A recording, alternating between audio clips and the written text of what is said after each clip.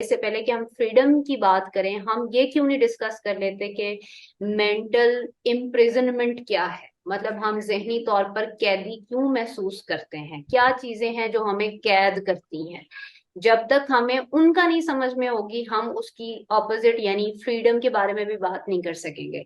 तो उस हिसाब से थोड़ा सा आप अपने कल्चर को देखेंगे कि हमेशा से ये दो पैरेलल चैलेंजेस इंसान को रहे हैं, कि एक इंसान की आजाद सेल्फ है और एक इंसान की रूल्स और हिरारकी और कल्चर के अंडर एक ओबीडिएंट सेल्फ है।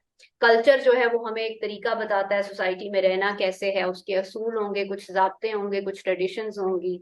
और ये जब हमारी इंडिविजुअल सेल्फ के साथ, जो कि चाहती है आजादी, चाहती है इसको कोई पूछने वाला ना हो, इसको किसी को जवाब ना देना हो, हम बुनियादी तौर पर आजाद रहना चाहते हैं। एट द सेम टाइम हमारी एक ह्यूज साइकोलॉजिकल नीड है जिसको हम कनेक्शन कहते हैं, हमें रिलेशनशिप्स चाहिए। अब रिलेशनशिप्स अच्छे बनाने के लिए कुछ असूल और जवाबित बना दिए थे। तो इसलिए अगर आप और मैं, हम सारे जो थोड़े बहुत अपने आप को समझदार समझते हैं, अगर हम ये बैठकर डिस्कस करें, और मैं चाहूंगी सब इसमें अपना अपना इनपुट दें कि क्या चीजें हैं जो हमें जहनी तौर पर मफलूज करती हैं, क्या चीजें हैं जो हमें जहनी तौर पर रोकती हैं। अम्मा अब्बा की एक्सपेक्टेशन मुझसे, मेरे बड़े बहन भाइयों की एक्सपेक्टेशन मुझसे, मेरे बॉस की एक्सपेक्टेशन मुझसे, मेरे स्पाउस की एक्सपेक्टेशन क्या है मेरे बारे में, और फिर मेरा अपना जाती राय मेरे बारे में क्या है, मैं क्या करना चाहती हूँ, मेरी खुशी की डेफिनेशन क्या है, मेरी दुख की डेफिनेशन क्या है, और फिर मेरा अपना जाती राय मेरे बारे में क्या है, मैं क्या करना चाहती हूँ, मेरी खुशी की डेफिनेशन क्या है, मेरी दुख की डेफिनेशन क्या है। ये हम सबको टाइम एंड अगेन खुद एक्सप्लोर करने पड़ते हैं। 10 साल पहले लगता है कि मेरी खुशी जो है वो पैसे से जुड़ी हुई है, 10 साल बाद लगता है नहीं मेरी खुशी मेरी शादी के साथ जुड़ी हुई है, फिर लगता है मेरी खुशी जो है वो मेरे बाहर के ट्रिप के साथ है, किसी बाहर के वीजा के साथ है। तो हम हर वक्त अपनी स्टेट्स को बदल रहे हैं, और उसमें जब भी आप जाएंगे एक लोगों का ओपिनियन है और एक आपकी जाती राय है। मैं अपनी जो प्रैक्टिस है, जहां मैं लोगों को कोचिंग काउंसलिंग करती हूँ, मुझे लगता है कि हमेशा से लोग इस कश्मकश का शिकार रहते हैं, इस डुअलिटी, इस पैराडॉक्स का शिकार रहते हैं कि वो क्या करें, क्या करें ऐसा कि वो सोसाइटी में भी माने जाएं और एट द सेम टाइम अपनी पर्सनल स्पेस को भी वो इंजॉय कर सकें। तो वहां मैं जब गैप देखती हूँ, वहां प्रिटेंड बिहेवियर देखती हूँ, वहां हमने मास्क पहने हुए हैं, झूठे मखोटे अपने चेहरों पे लगाए हुए हैं, हम कहते कुछ हैं करते कुछ हैं, ऊपर से हम बड़े कन्फॉर्मिस्ट बने हुए हैं, अम्मा अब्बा के ताबेदार हैं। साथ ही हमने बड़ी पैरेलल जिंदगियां भी रखी हुई हैं, सीक्रेट लाइफ्स रखी हुई हैं, और फिर दोनों को हमने अपने अपने कंपार्टमेंट्स में जोड़ दिया हुआ है।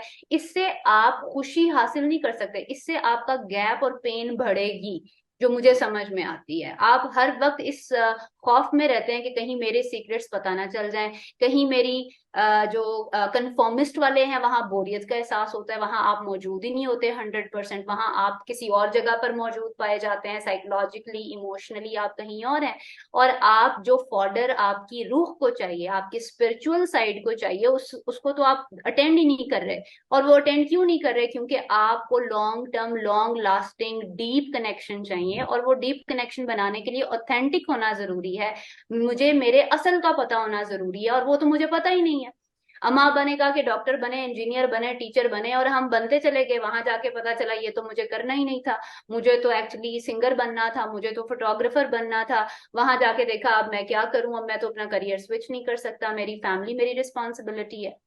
तो पहले आप, इससे पहले कि फ्रीडम को जाके ढूंढें, मेरी अब हर बंदा जो हमें सुन रहा है उनको भी यही सजेशन है कि पहले अपनी अनहैप्पीनेस और अपनी सफोकेशन को अटेंड करें, क्योंकि उसी में से रास्ता निकलेगा आपकी फ्रीडम का। वो आपको लेकर जाएगी कि अच्छा आपने क्या क्या चीजें अपने रास्ते में, रुकावटें खुद जहनी तौर पर रखी हुई हैं कि लोग क्या कहेंगे। अगर मैं अम्मी अब्बा को बता दूं कि मैं ABCD हूं, तो अम्मा अब्बा मुझे क्या करेंगे? वो मुझे तो घर से निकाल देंगे, मुझे पैसे नहीं देंगे, मुझे जज कर लेंगे, और लोगों को पता चलेगा तो क्या होगा।